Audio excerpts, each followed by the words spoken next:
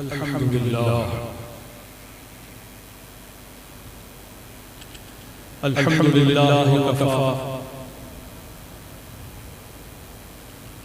وسلام على سيدنا المصطفى وعلى آله التقى وأصحابه النقى أما بعد فأعوذ بالله من الشيطان الرجيم بسم الله الرحمن الرحيم يا أيها الناس قد جاءكم برهان من ربكم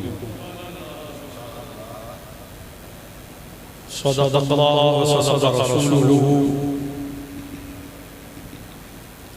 وأمرنا وبلغنا بقوله إن الله وملائكته يصلون على النبي يا أيها الذين آمنوا صلوا عليه وسلموا تسليما اللهم صل على سيدنا حبيبنا مولانا محمد وعلى آل سيدنا حبيبنا مولانا محمد وبارك وسلم بعدد كل ذرة. حضور کی آمد پر خوشی کے اجتماعات اس حقیقت کو یقینی بنا رہے ہیں کہ مشیت الہی کے ساتھ راضی ہونے والے وہی ہیں جو اس کی دلیل کو مان کر، جو اس کی نشانی پر متوجہ ہو کر اپنے دل کو زندہ اور ایمان کو پختہ کر رہے ہیں. سورہ نساء سے ایک منتخب حصہ آیا میں نے تلاوت کی سعادت کے ساتھ آپ کی سماعتوں کو متوجہ کرنے کے لیے تلاوت کیا، جس میں حق تعالیٰ ارشاد فرماتا ہے یا ایھا الناس، اے لوگو، قد جاءکم برہان من ربکم، تحقیق تمہارے رب کی طرف سے برہان تمہارے پاس آ گئے.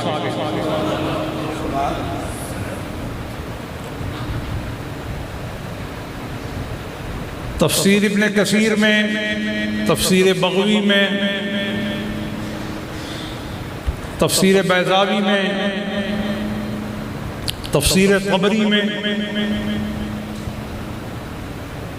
تفسیر نصفی میں اور دیگر مفسرین نے بھی اس آیہ کریمہ کا معنی لکھتے ہوئے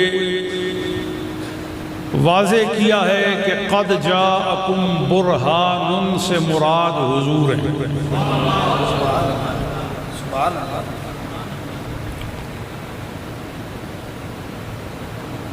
جب برہان سے مراد حضور ہیں، مشخصاً متعیناً مستقلاً یہ بات طے ہے کہ حضور برہان ہیں، تو سید عالم صلی اللہ علیہ وآلہ وصحبہ وسلم کی آفاقیت اور آپ کی عالمگیریت اس قرینہ سے آشکار ہے کہ اللہ جل جلالہ عم نوالہ نے اس آیہ کا آغاز یا ایھا الناس سے کیا ہے.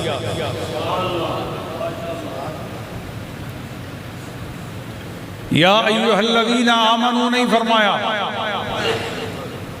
اے ایمان والو.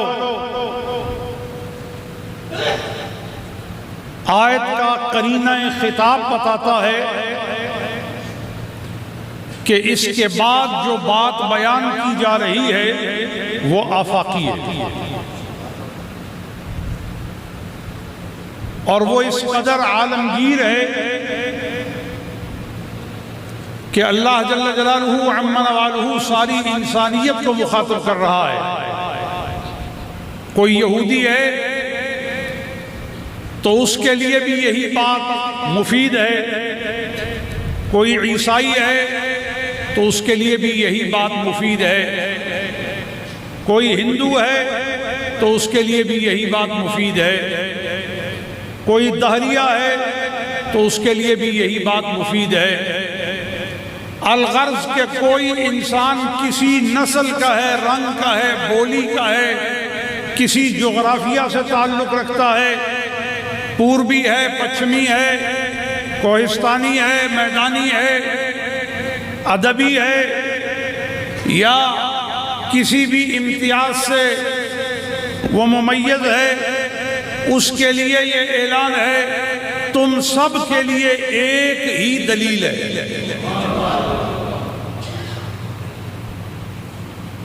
اور وہ دلیل من ربکم، اس دلیل کی شان یہ ہے کہ وہ دلیل خود سے خود دلیل نہیں بلکہ اسے تمہارے رب نے دلیل مقرر کیا ہے.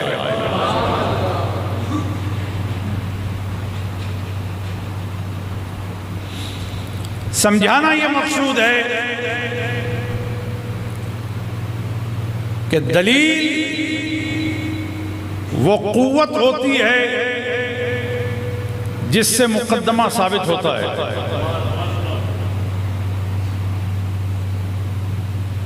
مثال کے طور پر ڈھوک بجن میں آج میلاد مصطفیٰ کا جلسہ ہے اور اس میں حضرات علماء اور مشائخ آئے بیٹھے ہیں، اور اس کی دلیل یہ ہے کہ آپ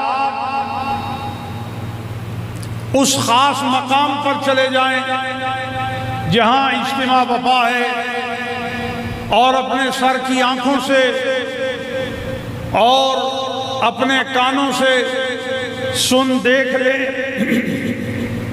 کہ جو بات کہی جا رہی ہے اس کا امر واقع متحقق ہے، اور کوئی اس واقعے کو رونما ہونے سے اپنی آنکھوں کے ساتھ دیکھ کر، کانوں سے سن کر اس کا انکار نہیں کر سکتا. اسی طرح رب نے فرمایا یا ایھا الناس قد جاءکم برہان من ربکم، اے تمام کے تمام انسانوں، تمہارے رب کی طرف سے تمہارے پاس دلیل آ گئی. اب دلیل کس بات کی ہے؟ دلیل اس بات کی ہے کہ رب ایک ہے، سچا ہے، اور اس کے سوا کوئی دوسری بات نہیں ہے. حضور اللہ کی دلیل ہے. لیکن یہ بات ذہن میں رکھیے کہ دلیل کو قبول کرنے کے لیے دو شرطیں ہیں. اگر دو شرائط پوری نہ ہوں تو دلیل قبول نہیں ہو سکتی. پہلی شرط کہ بندہ علم رکھتا ہو. دلیل کو قبول کرنا یا دلیل کو رد کرنا یہ منحصر ہے علم پر. علم کے بغیر دلیل سمجھ نہیں آ سکتی.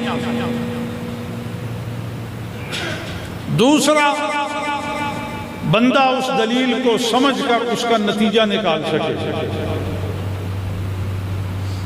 مثال کے طور پر کسی کو کہا جائے اس وقت رات ہے اور دلیل اس کی یہ ہے کہ اندھیرا ہے، تو کسی شخص کو اندھیرے پر متوجہ کریں، وہ اندھیرا دیکھ کر ذہن سے نتیجہ اخذ کر سکے تو وہ تسلیم کرے گا رات ہے نا. ایک آدمی ہو ہی اندھا، اس کو آپ ساری کائنات کے اندھیرے کے اوصاف بتائیں کہ اندھیرا وہ ہوتا ہے کہ جس میں کچھ دکھائی نہیں دیتا، سجائی نہیں دیتا، اور آدمی کسی کے امتیاز کو قائم نہیں کر پاتا. تو جس آدمی کی نظر ہی نہیں، بتاؤ وہ اندھیرے کو مان پائے گا؟ بولیے، نہیں مان پائے گا. اور نہ ماننا اس کے لیے عذر ہے کہ اس کے پاس آنکھیں نہیں. لیکن رب فرماتا ہے میں نے جسے دلیل بنا کر بھیجا ہے، برہان بنا کر بھیجا ہے، وہ صرف دلیل ہی نہیں، وہ صرف حجت ہی نہیں، بلکہ وہ برہان ہو کر معجزہ بھی ہے۔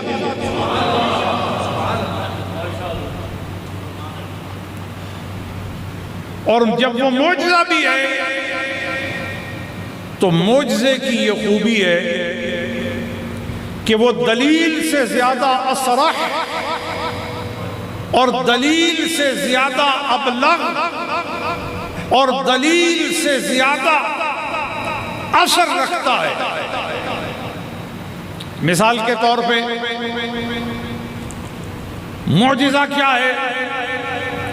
معجزہ یہ ہے کہ کوئی شخص یہ کہے کہ اگر تم سچے ہو تو اپنا ہاتھ چمکا کر دکھاؤ۔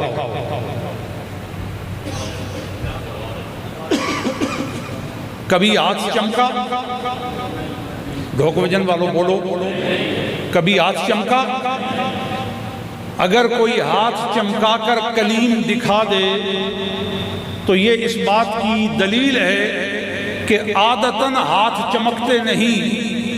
جو ہاتھ چمکاتا ہے اس کی بات میں کتنی زیادہ چمک اور سچائی ہے، چمکتے ہاتھ والے کے منہ سے نکلنے والی بات کو بھی روشن مان کر قبول کر لو۔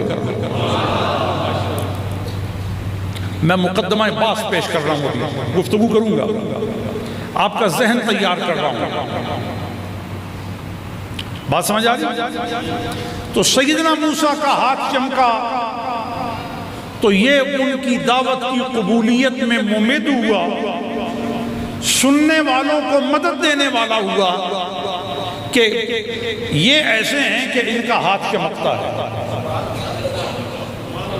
کچھ بات آپ کو سمجھ آ رہی ہے تو مجھے پتہ چلے کہ آپ جاگ رہے ہیں اور سن رہے ہیں۔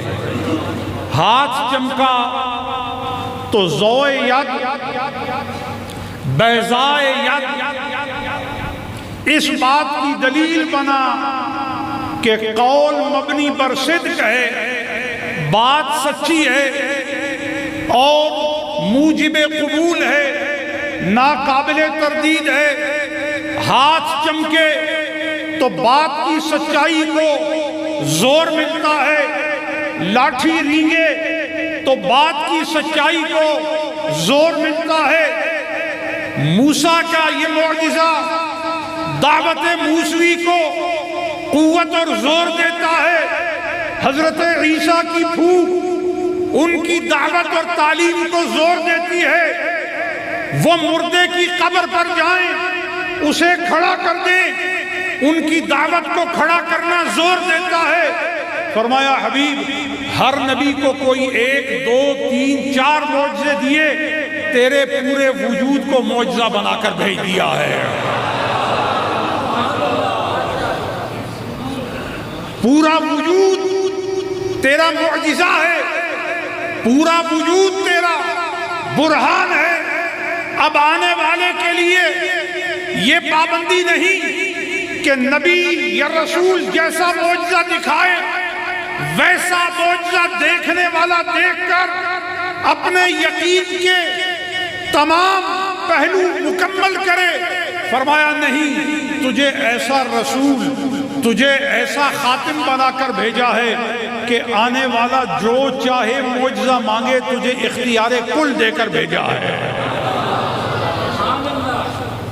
یہ بات قطعی ہے کہ جس طرح وسعت اعجاز کے ساتھ اللہ نے اپنے مصطفیٰ کو بھیجا کہ آنے والوں کو حضور کے حضرہ نور میں موجود ہونے والوں کو سید عالم صلی اللہ علیہ وآلہ وسلم نے جب اپنی دعوت پیش کی، جب اپنا پیغام پیش کیا تو سننے والے نے دلیل طلب کی کہ اس کی سچائی کی کیا دلیل ہے، تو آقا نے فرمایا جو تم چاہو،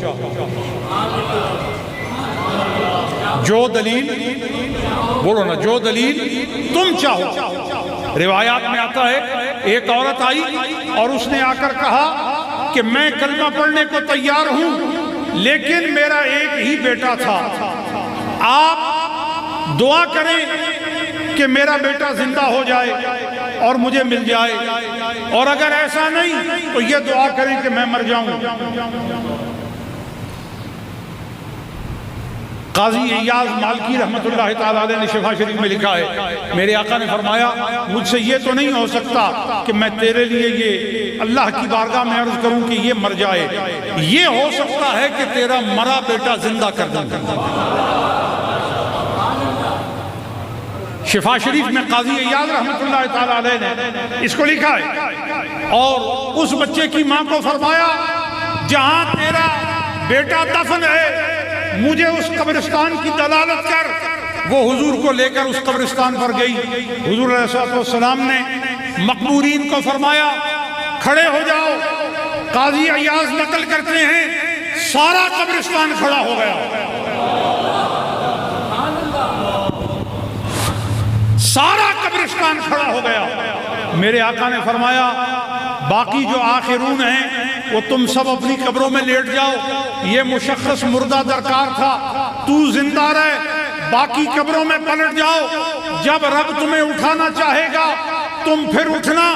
قاضی ایاز فرماتے ہیں یہ مردہ زندہ کرنا باقی نبیوں کے احیاء موتا کے معجزہ سے منفرد ہے کہ باقی نبیوں نے جو مردے زندہ کیے وہ صرف خود زندہ رہے، یہ ایسا زندہ ہوا کہ اس کی نسل بھی آگے چلی۔ نعرہ تکبیر، نعرہ رسالت، نعرہ حیدری، نعرہ غوثیہ، آستانہ عالیہ محمود آباد شریف۔ حضور نے مردہ زندہ کیا اور ماں کے اطمینان قلب کے لیے اس کے بیٹے کو زندہ کر کے آقا کریم نے اس کے ایمان کا سامان فرمایا اور اس کے ایمان کو تقویت دی۔ پتہ یہ چلا ایمان کو طاقت وہی لوگ دے سکتے ہیں جو مجلس مصطفیٰ سے راہ و رسم رکھتے ہیں، اور یہ برہان ہے کہ حضور سے ایمان کے لیے موجبات ایمان کا مطالبہ کیا تو حضور نے اس کے ایمان کے موجب کو قائم کیا تو اس کا ایمان اپنی جگہ قائم ہو گیا، اور شک اور کفر اور تردد اور ارتیاب زائل ہو گیا۔ پتہ چلا مصطفیٰ والوں کا یقین پختہ ہوتا ہے، مصطفیٰ والوں کا یقین۔ حضور کی ذات گرامی کو قرآن نے برہان کہا، اور برہان پر مقدمہ کا مدار ہوتا ہے۔ اگر کوئی شخص ایک دعویٰ کرے لیکن وہ اپنے دعویٰ کے لیے دلیل قاطعانہ پیش کر سکے تو وہ اپنا دعویٰ قائم فائق نہیں ہوگا، وہ فائق نہیں ہوگا، اس کا دعویٰ مسترد ہو جائے گا۔ اللہ جل جلالہ وعم نوالہ نے دعویٰ توحید اور صدق توحید کے لیے جو دلیل دی، یہ جو بات میں کہہ رہا ہوں اگر فنون اور علوم کو سمجھنے والے لوگ بیٹھیں تو بسمل ہو جائیں۔ اللہ نے جو دعویٰ توحید پر دلیل دی، جو ذات اور صفات ربانی پر برہان عطا فرمائی، وہ ذات محمد ہے۔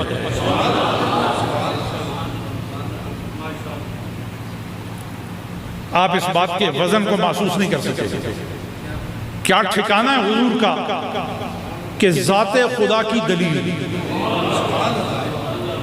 اللہ ایک ہے، حضور دلیل۔ اللہ سچا ہے، حضور دلیل۔ اللہ زندہ ہے، حضور دلیل۔ اللہ بے نظیر ہے، حضور دلیل۔ اللہ لا شریک ہے، حضور دلیل۔ اللہ پہلا ہے، حضور دلیل۔ اللہ آخری ہے، حضور دلیل۔ اللہ حی ہے، حضور دلیل۔ اللہ ممیت ہے، حضور دلیل۔ اللہ صادق ہے، حضور دلیل۔ پتہ چلا ان ساری حقیقتوں کی سچائی جس ایک دلیل کے اندر رب نے جمع کی ہے، اسے میرے اور آپ کا آقا بنا کر بھیجا گیا ہے۔ اچھا میں تو یہاں ڈھوک بجن میں بیٹھ کر شاید آپ کے گمان کے مطابق یہ ہو کہ پیر صاحب بڑی آسانی سے حضور کو اللہ کی دلیل قرار دے رہے ہیں. یہ صرف میری بات نہیں، پروردگار عالم نے کفار مکہ کے سامنے دعوت توحید پر، خدا کی وحدانیت پر جب ان لوگوں کو متوجہ حضور کی زبان سے کیا اور فرمایا حبیب جب یہ تجھ سے دلیل مانگے تو ان کو فرما دو دلیل میری زندگی ہے. میں نے تمہارے اندر اپنی زندگی گزاری. اور جب حضور نے اپنی زندگی کو بطور دلیل پیش کیا، وہ 40 سال سے پہلا دور ہے. 40 سال سے بولو نا، 40 سال سے.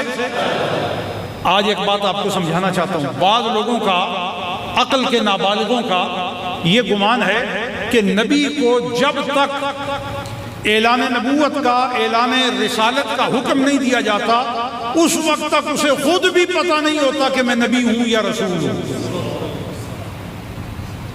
یہ بڑی عجیب بات ہے. اور ان کے بارے میں اور میں کیا کہوں کہ عقل کے نابالغ ہیں. محمد صلی اللہ علیہ وآلہ وصحبہ وسلم حضور کے طبقات ایمان و اخلاص کے افراد و اشخاص جن کی اولادیں اپنے ماں باپ کی ایمان میں پیروی کریں. وَاتَّبَعَتْهُمْ ذُرِّيَّتُهُمْ بِإِيمَانٍ.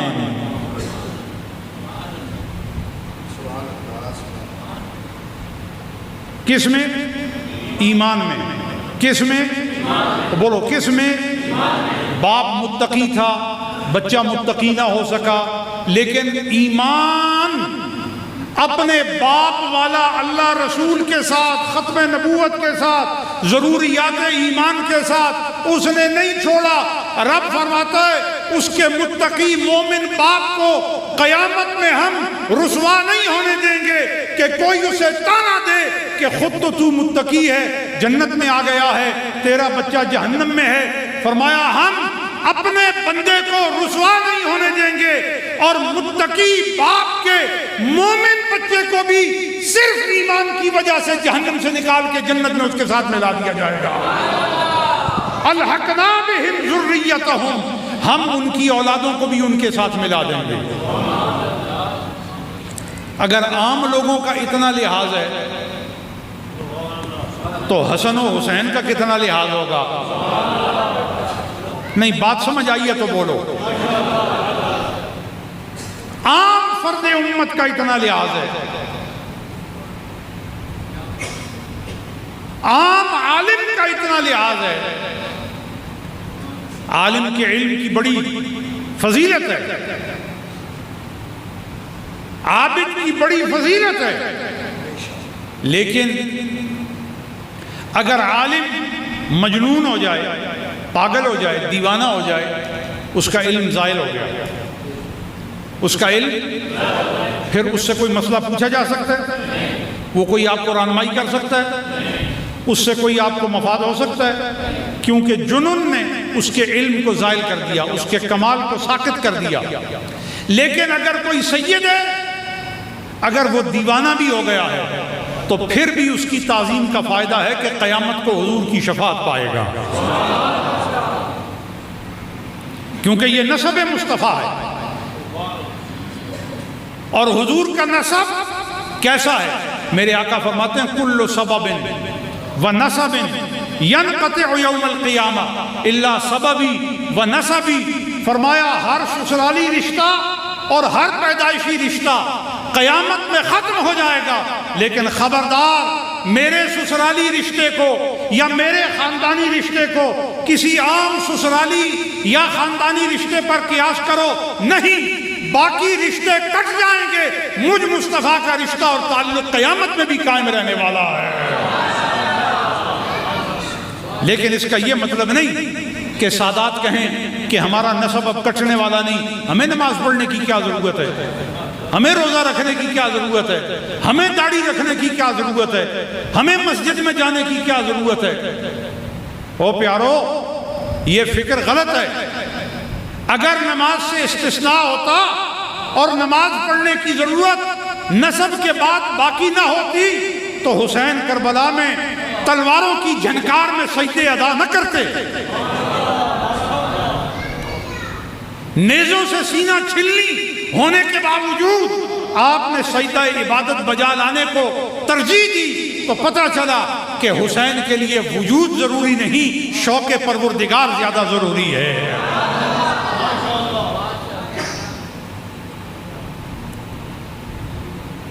اور سچا وہ ہوتا ہے جو اپنی وراثت نہ چھوڑے، سچا وہ ہوتا ہے جو اپنی، تو جس کے ابا نے شہادت میں بھی نماز نہ چھوڑی، اس کا بچہ قالین پر کیسے نماز چھوڑے؟ گھر میں کیوں نماز چھوڑے؟ عزت و آبرو کے ماحول میں نماز کیوں چھوڑے؟ پتہ چلا حسین کی اصل نسل وہ ہے جو گردن کٹانے کو تو تیار ہو جائے مگر مصلی پہ سجدہ ریز ہونے سے گریزاں ہونے نہ پائے۔ آج کے میلاد مصطفیٰ میں یہ براہین ہے، اور سادات پر یہ اس لیے زور دے کر میں یہ بات کہہ رہا ہوں کہ حضور نے حدیث ثقلین میں جن دو چیزوں کو اپنی امت کے لیے وجہ ہدایت اور باعث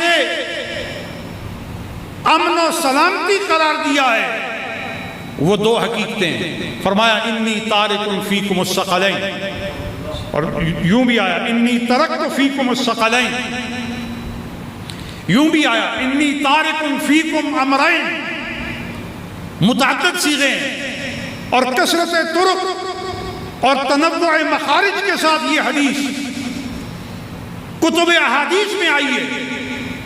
حضرت زید بن ارقم اور دیگر جلیل القدر صحابی، زید بن ارقم کا نام مشخصاً اہتماماً متقدماً اس لیے لیا ہے کہ یہ سابقون الاولون میں، اور یہ وہ صحابی ہیں جن کا گھر اسلام کی تبلیغ کا گڑھ تھا۔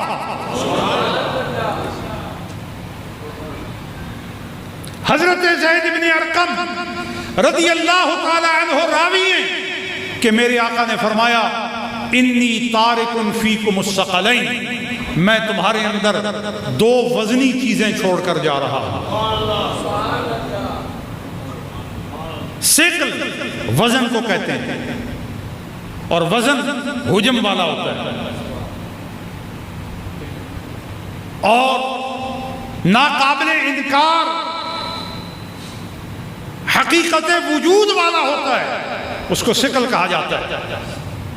اور ایک معنی اس کا یہ ہے کہ جب اس کے وجود کو کہیں رکھا جائے تو کسی اور کی ضرورت باقی نہ رہے۔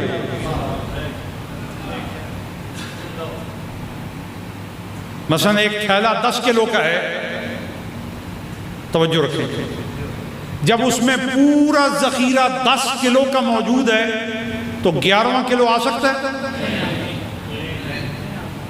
کیونکہ یہ ثقل کی تعریف ہے کہ وہ اپنی مقدار اور اپنی قدر اور اپنے وجود کے ساتھ اپنے تمام پر دلالت کرے، اور تمام وہ ہوتا ہے جو مزید اضافے کے امکان کو مسترد کرے، تب اس کی قدر متعین ہوگی، تب اسے ثقل کہا جائے گا۔ کیا شان ہے میرے آقا کی! میرے آقا نے فرمایا انی تارکن فیکم الثقلین، تمہارے اندر دو حجم والی حقیقتیں چھوڑ رہا ہوں۔ ایک کتاب ہے، ایک خاندان ہے، کتاب کو پکڑ لو اور کی ضرورت نہیں رہے گی، اس خاندان کو پکڑ لو اور کی ضرورت نہیں رہے گی۔ کتاب کامل ہے، اور اس کتاب کے بعد پھر کسی اور کتاب کی ضرورت، اور یہ واحد کتاب ہے جس میں کوئی شک نہیں، اور یہ واحد کتاب ہے جس میں شک بھی کوئی نہیں اور جس کا آج تک مقابلہ بھی کوئی نہیں کر سکا۔ پتہ ہے کسے مقابلے کے لیے کہا تھا؟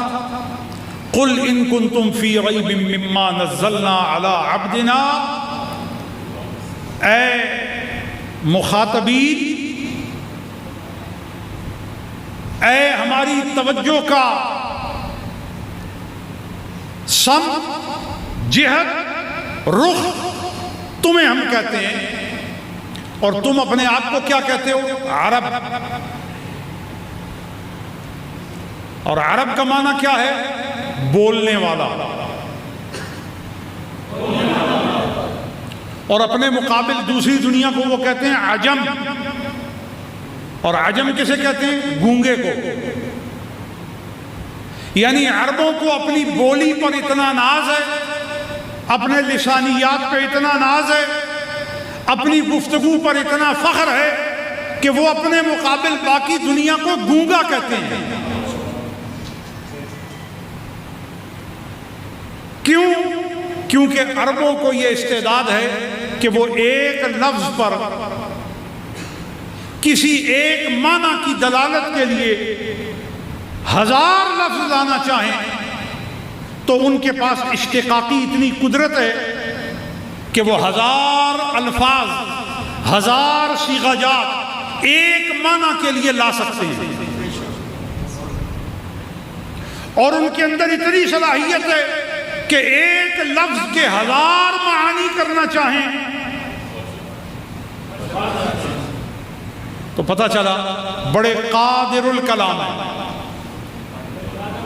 بولو نا بھئی، قادر الکلام ہیں تو یہ ان کی عادت تھی نا کہ میدان جہاد میں، میدان مبارزت میں، میدان مقابلہ میں اور صورت مقاتلہ میں آمنے سامنے کھڑے ہو کر جب موت ایک دوسرے کو تک رہی ہوتی ہے اور خوف اور ہیبت اعصاب شکن صورت بنا رہا ہوتا ہے، ایسے میں وہ شعر کہتے ہیں۔ پرانے شعر نہیں کہ دیوان اقبال سے کوئی اس وقت کلام اقبال سنا رہا ہو، اپنا تازہ کلام۔ کیوں؟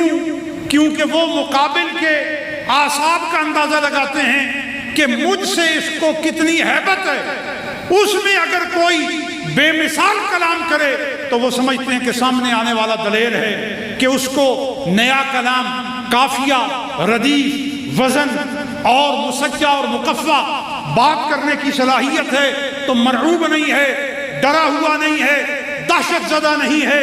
پتہ یہ چلا کہ عربوں کو اپنی زبان دانی پر بڑا ناز تھا، لیکن ان ناز کرنے والوں کو قرآن نے کہا یہ 30 پارے قرآن، 114 صورتیں، ان سب کا مقابلہ تو تم کر ہی نہیں سکتے، ایک سورہ کوثر جو قرآن کی سب سے چھوٹی سورت ہے اس جیسی ہی بنا کے لے آؤ۔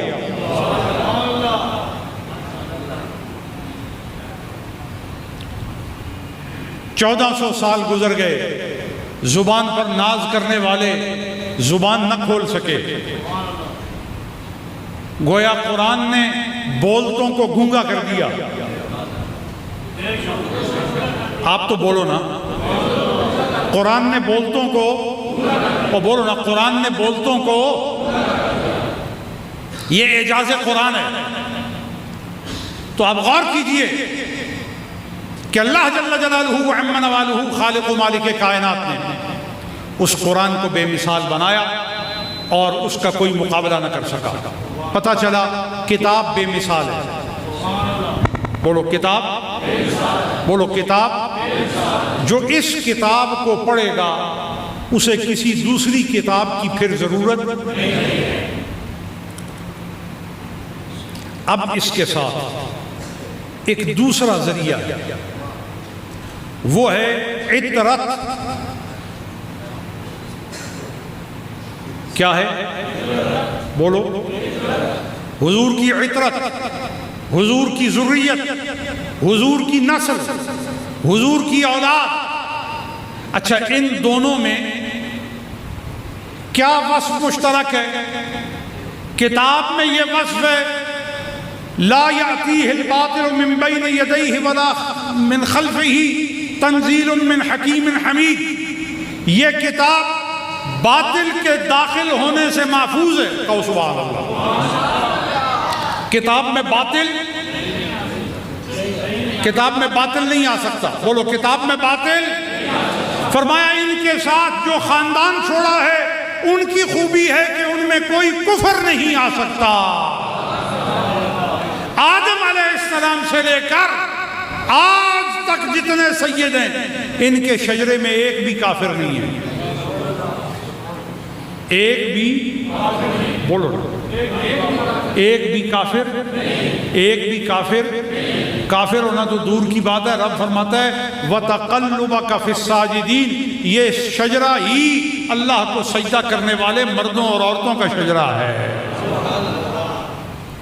ساجدین کا شجرہ ہے، طاہرین کا شجرہ ہے۔ اور اللہ نے کتاب کے لیے فرمایا ذَلِكَ الْكِتَابُ لَا رَيْبَ فِيهِ، اس کتاب ہی کو پڑھو، اسی پر متوجہ رہو، اس میں کوئی شک نہیں۔ اور میرے مصطفیٰ نے ان کے ساتھ جو لوگ چھوڑے ہیں، جو نسل چھوڑی ہے، جو خاندان چھوڑا ہے، اس کے لیے میرا جو فیصلہ ہے، میرا اعلان ہے، وہ بھی سن لو۔ انما یرید اللہ لیذھب عنکم الرجس اہل البیت ویطہرکم تطہیرا، کتاب بھی پاک ہے اور کتاب کے ساتھ آل بھی پاک ہے۔ کہو دونوں پاک ہیں، جن کا ایمان ہے وہ بولو، بولو جن کا ایمان ہے وہ کہو کتاب بھی پاک ہے اور آل بھی پاک ہے، کتاب بھی پاک ہے، کھلے بولو کتاب بھی پاک ہے اور آل بھی پاک ہے۔ اور کسی ناپاک کو یہ دونوں پسند نہیں، جو اپنی اصل میں ناپاک ہے یا اپنی نسل میں ناپاک ہے، کہو اسے یہ دونوں پاک پسند نہیں، اسے یہ دونوں پاک یہ اپنی اپنی قسمت ہے۔ اور جنہیں کتاب بھی پسند ہے اور آل بھی پسند ہے، کہو وہ مصطفیٰ کی امتی ہے۔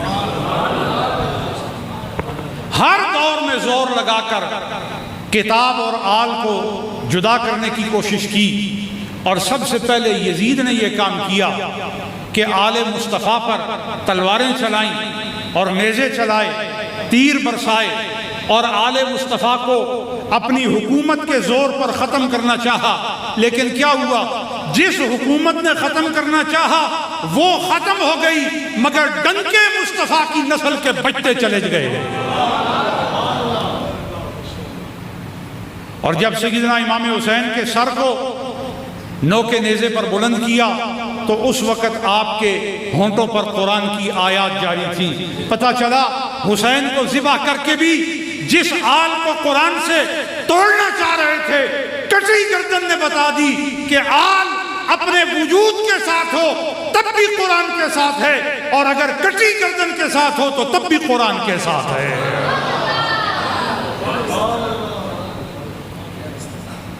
لہذا دوستو یہ بات یاد رکھو کہ ہم حضور کے صحابہ کے ساتھ بھی محبت کرتے ہیں اور حضور کی آل کے ساتھ بھی محبت کرتے ہیں، لیکن ایک بات یاد رکھو، صحابہ کرام کے نورانی سلسلے کو اللہ نے حضور کی ظاہری حیات تک اس کو موقوف رکھا اور اس پر اس کا تکملہ کر دیا۔ اس کا تتمہ حضور کی حیات طیبہ کے ظاہری اس دور تک رہا، اور حضور کے اپنے حرم انور روضہ اطہر کے اندر جلوہ گر ہونے کے بعد اب کوئی شخص صحابی نہیں بن سکتا۔ کوئی شخص صحابی، بولو کوئی شخص صحابی۔ بعض عقل و علم کے اندھوں نے اس سے یہ نتیجہ نکالنا چاہا کہ دیکھو صحابہ تو اب قیامت تک ہو نہیں سکتے، سید قیامت تک آئیں گے، ہر گھر میں سید پیدا ہوتا ہے، ہر روز سید پیدا ہوتا ہے، تو آپ اس سے خود اندازہ کر لیں کہ سیدوں کی کیا حیثیت ہے اور صحابہ کی کیا حیثیت ہے۔ تف ہے ایسی عقل پر، آگ لگ جائے ایسی عقل کو۔ یہ دین ہے، یہ تو بے دینی ہے، صحابہ کی توہین ہے، اہل بیت کی توہین ہے۔ تم کس قرینے سے یہ بات کر رہے ہو؟ کس پیرائے میں تم یہ بات کر رہے ہو؟ تمہیں تو بات ہی سمجھ نہیں آئی۔ رب نے حضور کے صحابہ کو حضور کے زمانے کے ظاہری دیدار کے تکملہ پر کیوں ان کا اتمام کر دیا؟ اس لیے کہ یہ شان مصطفیٰ ہے کہ مصطفیٰ کے چہرے کو تک کر ایمان کی عظمت کے ساتھ صحابیت کی مسند پر بیٹھنے والوں کا زمانہ مکمل ہو چکا، لیکن مصطفیٰ کا فیض، مصطفیٰ کا نور ختم نہیں ہوگا۔ کوئی یہ نہ سمجھے کہ حضور قبر انور میں جلوگر ہو گئے، فیض معطل ہو گیا، نانا، مصطفیٰ کی نسل قیامت تک رکھ کے فیض مصطفیٰ کو جاری رکھا ہے، کمال مصطفیٰ کو جاری رکھا ہے، علم مصطفیٰ کو جاری رکھا ہے، عنایت مصطفیٰ کو جاری رکھا ہے۔ اور یہ حضور کا معجزہ ہے، کسی نبی کی متعین مشخص محقق نسل ایسی قیامت تک نہیں ہے، صرف مصطفیٰ کی نسل ہے۔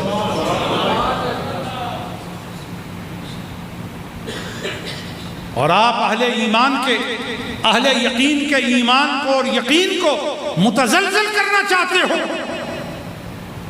یہ کوئی سنیت نہیں ہے، یہ کوئی دین کی خدمت نہیں ہے، یہ خارجیت ہے، یہ ناسبیت ہے، یہ اہل بیت کی دشمنی ہے، یہ صحابہ سے نفرت ہے۔ ایک طرف تم یہ کہنا چاہتے ہو، اس کا کیا نتیجہ نکلتا ہے؟ اس کا نتیجہ یہ نکلتا ہے کہ فیضان